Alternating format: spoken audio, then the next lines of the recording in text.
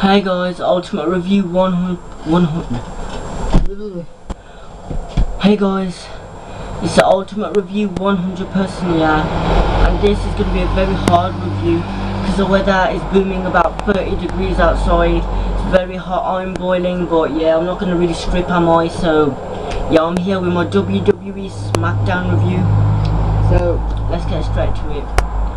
First up, we had Teddy Long, well, not the general manager, helping assistant general manager to SmackDown, come out saying that Mr. McMahon, the chairman of the board, is going to evaluate his job just like he did to Raw on to Vicky Guerrero. He asked the WWE Universe if he's done a good job. WWE Universe, they cheer, so that kind of announces that he's done a good job. Before he can say anything else, Booker T comes out, returning after like 3 months after an elbow injury. He says that it's good to be back, and he thanks Teddy for filling him his shoes. But then Mr. McMahon comes out and he tells them both that there can only be one general manager of SmackDown. So he tells them both to say anything that impresses him. Teddy Long announces that Curtis Axel will take on Chris Jericho for the Intercontinental Championship. He gets a bit of a cheer because that match has been done about 5 times.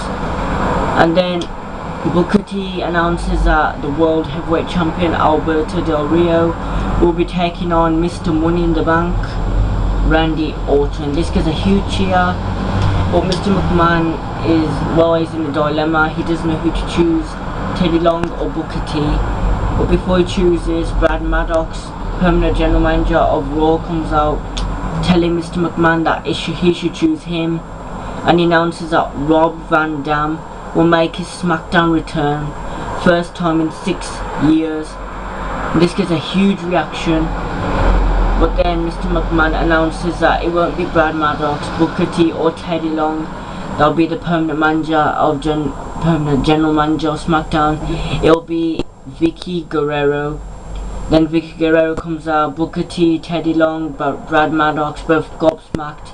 Then shock, and Vicky Guerrero cuts a heel promo, says that she hates all of the WWE Universe because they cost her job on Raw, and well, she'll try and do her best on SmackDown, and that's that. Next, it was a match. Dolph Ziggler taking on a real American, Jack Swagger, alongside Antonio Cesaro and Zeb Coulter. Basically, before this match started, we were shown a video package of what happened on Raw when AJ rung the bell, costing Ziggler his match against Alberto Del Rio. Then Ziggler got attacked by Biggie Langston giving him the big ending, big finish, laid him out. This kind of fueled Dolph Ziggler, and this was a good match. We ain't seen this match in ages. Even though last time we saw these two in the ring was when Swagger gave Dolph Ziggler a concussion, took him out for a month. So yeah, this match saw Zeb Coulter and Antonio Cesaro being taken out after Cesaro gave Ziggler an uppercut when the referee wasn't looking. But we saw Swagger locking the ankle locks, or Swagger lock, whatever, Patriot lock. But then Ziggler rolled it up, making Swagger hit the corner, and then giving Ziggler the chance to hit him with the zigzag. We saw AJ and Biggie Langston in the backstage watching the match, and Ziggler cut a promo that he should have dumped AJ sooner.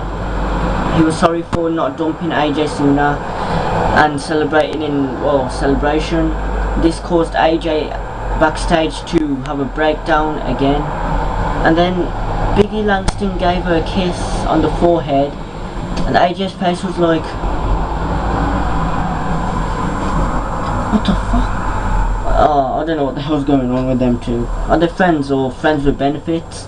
I don't know. This match was the Shield members, Roman Reigns and Seth Rollins, tag team champions, taking on the Usos. This was like a rematch from Money in the Bank, but this match never got started because Usos ran down to the ring and they took out the Shield members But then Dean Ambrose got involved and it was like 3-on-2. Then Mark Henry, who the Shield took out on Monday Night Raw, came and he dominated them all. He took them all out, and there was left Mark Henry and the Usos were left standing in the ring as the Shield was made to retreat into ringside.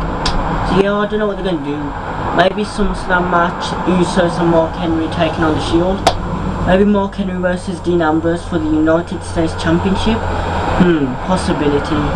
But I think Henry should retire now because he's getting too old. So yeah, I think WWE should drop him.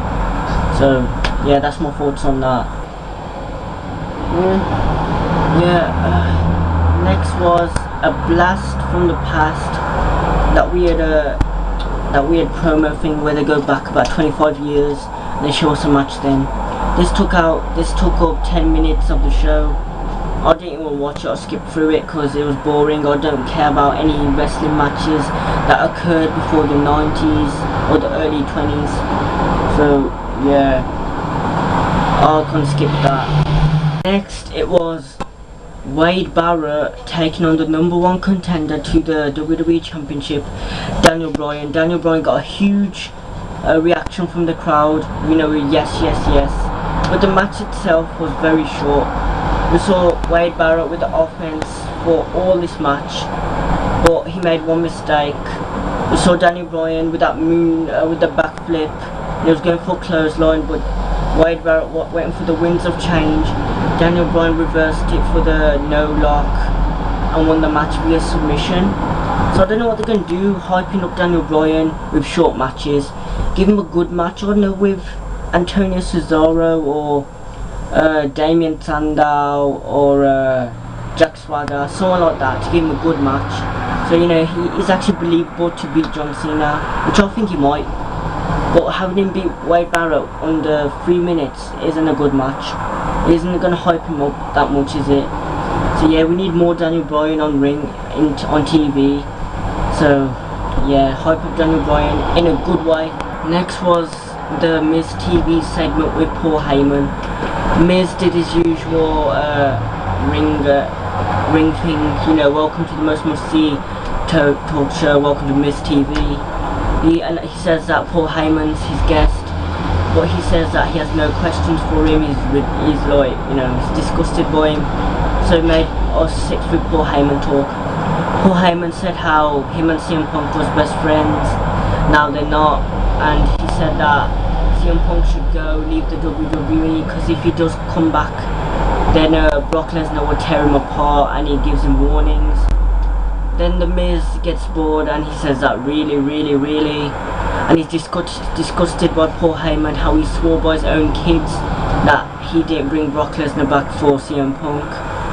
And then Miz walks out, but then Paul Heyman says that let me introduce to you the guy who beat you at Money in the Bank for the Intercontinental Championship, Curtis Axel.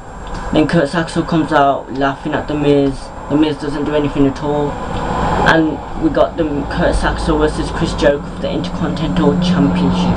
Overall, the Curtis Axel and Chris Jericho match was alright. It was pretty decent, even though we've seen the match about 10-15 times in the past few months. We saw Chris Jericho offensive, Curtis Axel offensive, we saw Paul Heyman play his role. But we saw the end of this match when, well, we thought Chris Jericho was going to win. He went to the outside, he was just going to come inside to the ring. Paul Heyman distracted him, enabling Curtis Axel to boot Jericho in the face and give him that reverse neck breaker and win the match and retain the Intercontinental Championship. Right after this, Ryback came out and he attacked Jericho and laid him out with a shell shock. This was to write Jericho off television because he had to tour with Fozzy again. Because he wrote on Twitter a few weeks ago that he's leaving WWE to tour with Fozzy. So yeah, I'm presuming that they only did this to write Jericho off television yet again. So yeah, well done Chris Jericho, you had a wonderful 2013, a wonderful 6 months, but we'll see you back in the ring later in a few months, who knows.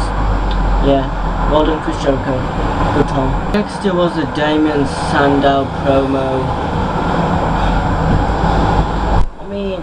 this was so boring. It was basically him saying how he's Mr. Money in the Bank and how Cody Rhodes attacked him after his match with Christian, and he wanted to call out Cody Rhodes so he could apologise to him.